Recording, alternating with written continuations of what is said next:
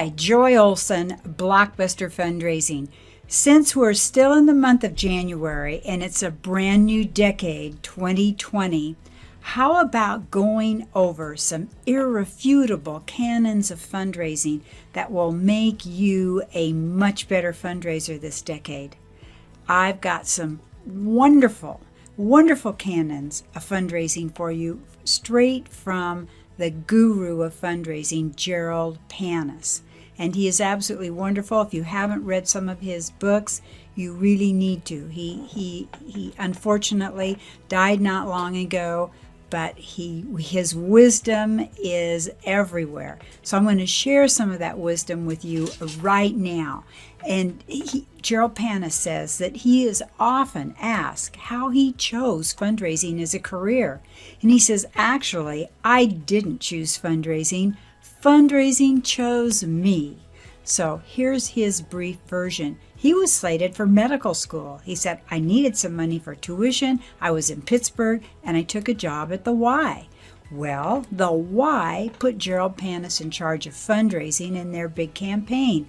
He says, oh my gosh, what courage they exhibited. What confidence. What lunacy. He says, I knew nothing about fundraising. But get this, after 3 months on the job, he thought, quote, fundraising, this is really the life, quote. He says, I was completely enamored. By the time the medical school acceptance letter arrived, I was in love with my newfound calling. So bye-bye medicine, hello to a meaningful, engaging, and fulfilling fundraising career. And get this, he went from that start at the YMCA to a consulting business that advised more than 3,800 huge nonprofits around the globe. Tremendously successful and wrote some really great bestsellers. Now, let's get back to the irrefutable canons of fundraising, because in the course of this wonderful fundraising career, he says, I saved humanity from what would have been the worst doctor in the world. He says, I can't even stand the sight of blood.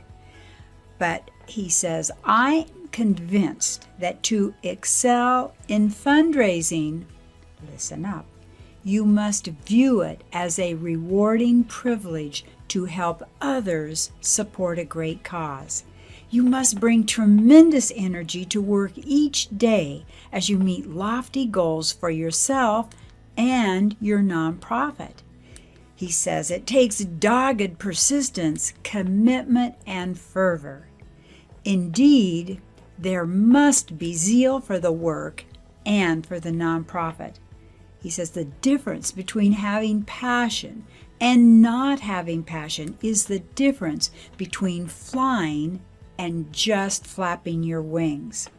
So Jerold Panas is telling us now what he learned in a 40-plus years of fundraising about donor motivation, the characteristics of effective gift officers, timeless strategies for securing gifts, and leveraging trustee support.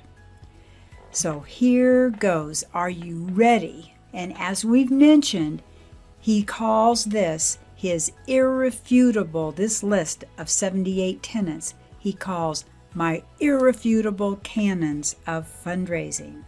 So I can hardly wait to share these with you, and here we go. Number 1, people don't want to give money away.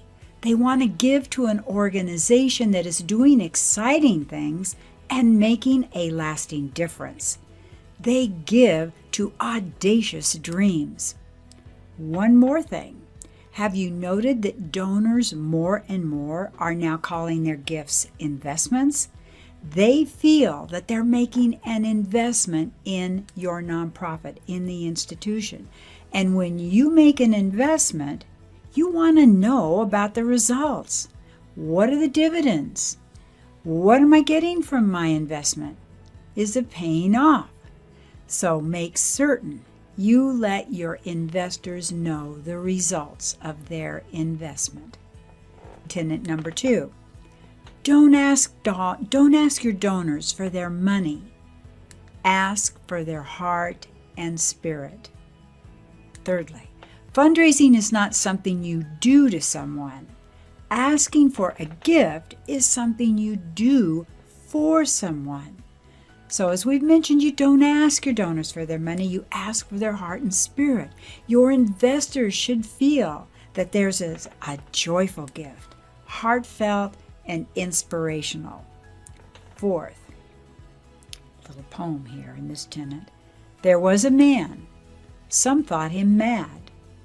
The more he gave away, the more he had. Jerold Panas says, this is true.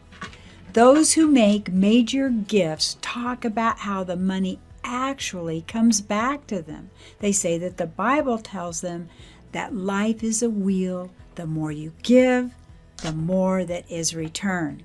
The miracle is, the more you give away, the more that happens. All right, fifth tenet. Making a large gift is not rational. It's visceral. It's emotional.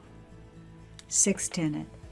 Investors want assurances that your institution is financially sound and efficient. They want to know that you stretch the dollar.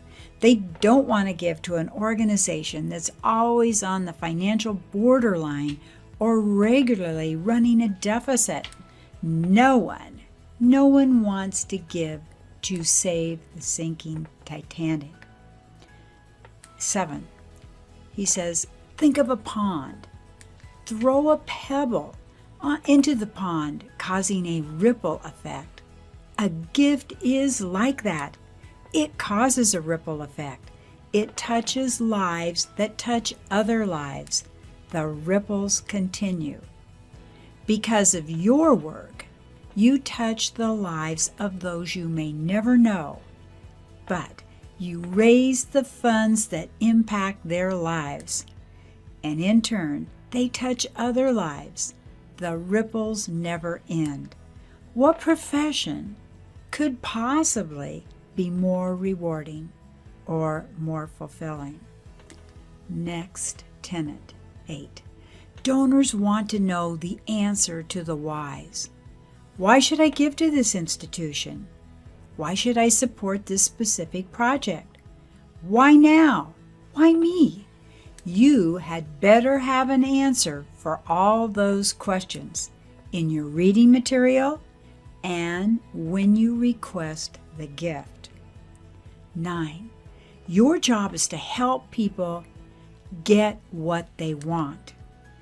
Give them more and more of what they want, and you will get more of what you want.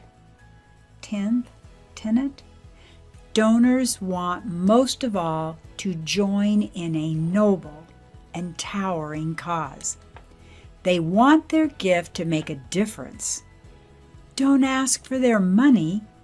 Tell them how their gift can and will make a difference. 11th tenet. If you want to uncover the true value of a person, don't measure their net worth. Instead, look at the total they have given away. 12th tenet. Fundraisers have only 3 basic objectives. A, to describe their nonprofit and mission and what makes it distinctive.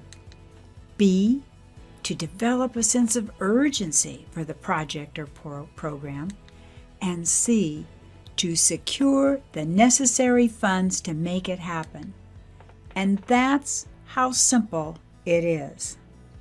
13th, your job is to get the largest gift possible in the shortest amount of time to the greatest joy of the donor. 14th tenet. It's important to keep in mind that it's not about the money. It's not about a campaign.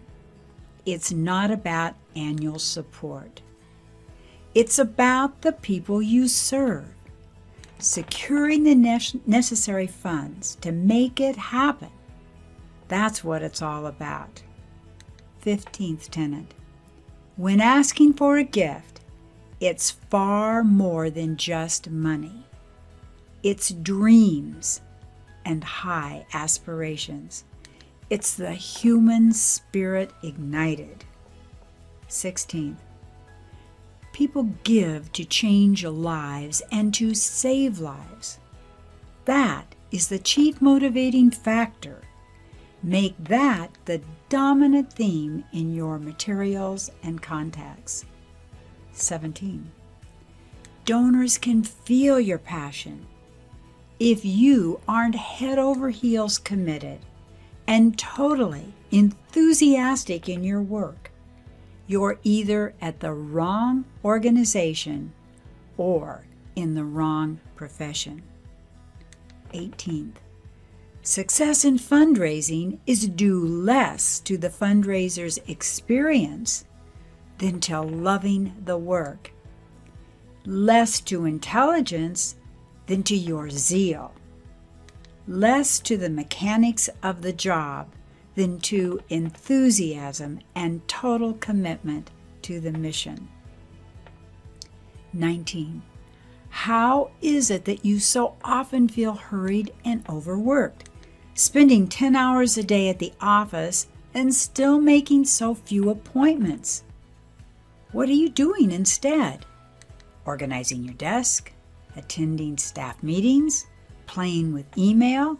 Some will do anything to delay picking up the phone and connecting with a probable donor. Go ahead, just do it. Let your credo be TNT, today, not tomorrow.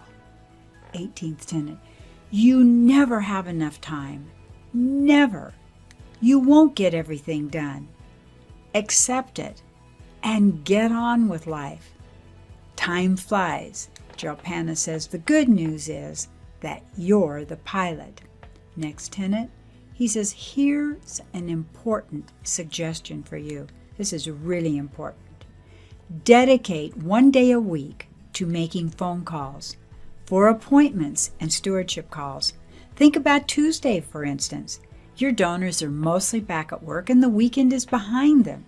Let everyone know that you're not to be disturbed, not under any condition. Your door is closed. Dedicate the full day to doing nothing but making appointments and making stewardship calls. The full day. Next tenet. Successful fundraisers are not easily satisfied. They want to win. They understand that good losers are still losers. They feel that coming in second sucks. All right, next, really important tenet, because these are Jerold Panas'S 12 characteristics of highly effective fundraisers. They are, by the way, in order of importance, validated by studies that they have done. Listen up. 1. Impeccable integrity. 2. Superior listening skills. 3. Ability to motivate. 4. Hard worker. 5th, concern for others. High aspirations. Love for the work. High energy. Perseverance. Presence. Self-confidence. And common sense and street smarts. Isn't that wonderful? How do you fit? How do you fit with those 12 characteristics? All right, next tenet is this, that getting the appointment is more difficult than getting the gift. Jerold Panas says if you get the appointment, you're 85% on your way to getting the gift. Something else, another tenet that he does that's really quite interesting, he sends a letter before the visit. And he does this because he wants the visit to be informal and informational. He says, I don't want the person anxiously clutching his or her checkbook and wondering when they're going to be asked for the gift and how much. So he writes this note to them telling that he wants to meet with them, and there's no way will there be an ask for money during this visit. Next tenet, donors must trust you. They must trust you before they give. So your job is to make them believers. Next tenet, this is so important. Effective, emphatic listening ensures your success.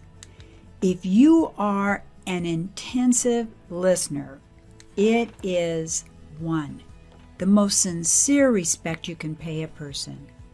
2, the heart and soul of engaging someone. 3, the key to becoming a great conversationalist. 4, focusing the spotlight on the other person. 5th, the most important element in being emphatic.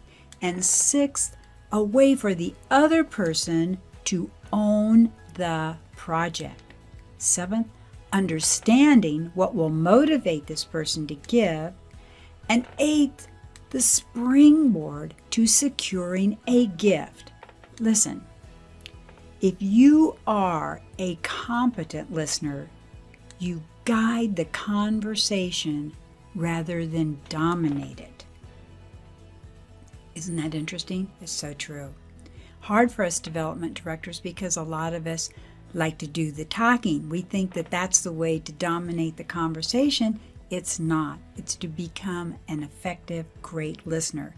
He says successful soliciting is not about knowing the right answers to the donor's questions. It is far more about knowing the right questions to ask the donor. So probe and ask questions. Not asking the right question is a door not opened. 30th tenet. Husband and wives discuss their philanthropy. Talk to them together. That's true even if you think that one is more interested in the project than the other or has a greater history with the organization. And listen to this. Jerold Panas says, by the way, second wives have more influence in driving the gift than the first wife. And he's made a lot of important asks. 31st tenet. There are 5 types of prospective donors that they have found in their studies. 1, at the highest level, those who contribute without even being asked. 2nd, those who need to be asked, and when asked, they will make a gift. 3rd, those who need to be persuaded. Once persuaded, they will make a gift. 4th, those who need to be persuaded, they may or may not make a gift. 5th, the inert 5th. They will never make a gift. So spend 80% of your time and effort cultivating the top 3 categories. You will know which of the 5 levels they fit after you call on them, even after your first visit. 32nd tenet. You can't sell a vision in 45 minutes. For most donors, cultivation is essential. You need to make structured, organized visits. He says, you don't make a pickle by sprinkling a little vinegar over a cucumber. You have to immerse it. Keep in mind what Diana Ross and the Supreme sang so many years ago. You can't hurry love. 33rd tenet. He says, but beware. There are those ready to give on even the first visit. You may receive less than you hoped for. However, with the proper stewardship, the next gift will be more. 34th tenet. For most donors, the span between the head to the heart to the checkbook is a very short distance. But for some men and women, it is an unending journey that never reaches its destination. If you don't get the gift, Jerold Panas says, just remember, SW, SW, SW, SW. Some will, some won't. So what? Someone's waiting. 35th tenet. What a person wants most in life is to be heard. If you do all the talking, you're in the spotlight, not the other person. 36th. In soliciting a gift, ask for a specific amount. If you ask for a range, you're going to get the lower figure. The floor becomes the ceiling. 37. There is no question about it. Challenge gifts stimulate giving from others. Always look for a challenge gift. 38. Statistics can be important, but they're not nearly as compelling as a story. Statistics tell, stories sell. If you must use statistics, think about a graph of some sort. 39th tenet. To have a fulfilling life, a successful fundraiser should keep in mind the value of your time, the importance of perseverance, the joy of working hard, the importance of each day as the gift that it is, comfort of good friends. You're an example, the example you set. It's the warmth of your smile. It's the value of your sense of humor.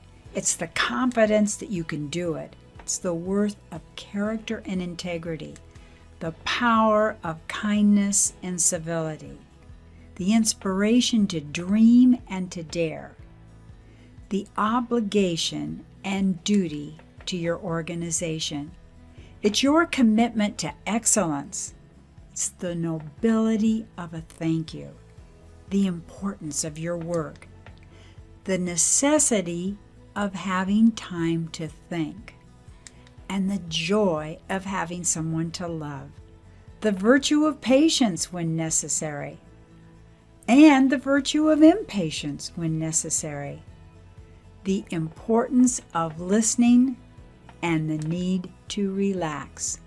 Your job should be fun. But we're going to cut off here from the 78 tenets here at 40 because we know that you're busy and you have a lot to do. But we hope that Jerold Panas' tenets for becoming a great fundraiser will really propel you to wonderful things in this new decade of 2020. I'm Joy Olson of BlockBusterFundraising.com, JoyOlsonGroup.com. We have hundreds of free fundraising video tips on our YouTube channel. You find us every Tuesday, 1 p.m. on Facebook. We love our Instagram, IGTV channel, and we are also looking forward to building up our podcast channel. So we're there for you. We look for anything that we can that will be your inspiration. Thanks so much for having been here today. Bye-bye.